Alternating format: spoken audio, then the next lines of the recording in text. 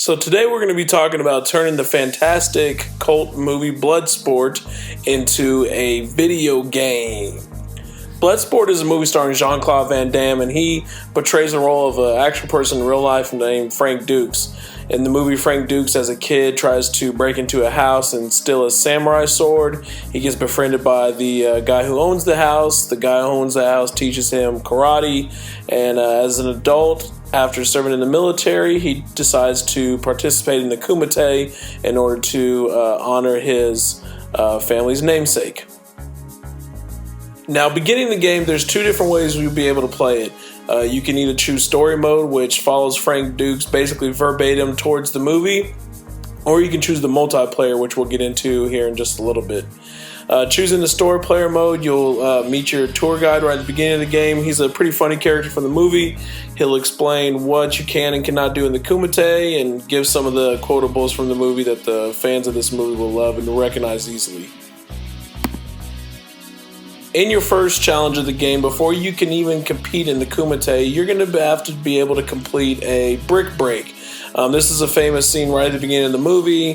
The judges will not allow Frank Dukes to take part in the Kumite because they do not believe he represents the Tanaka Club, and so he has to break these bricks to prove that he's worthy of being in the competition, which you, the player, would actually have to do as well.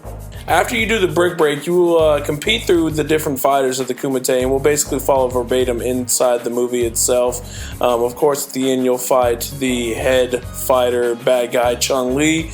You will defeat him. Definitely be difficult to defeat him, but once you do, you'll get to find out what happens to Frank Dukes after the tournament as he goes home. This is something we'll kind of just wing and make up because they don't really tell you what happens once he goes home in the real movie. Now, when selecting multiplayer mode, you'll be able to choose from 8 of the most famous characters in the movie, and you can compete against another friend and just fight just kind of for fun.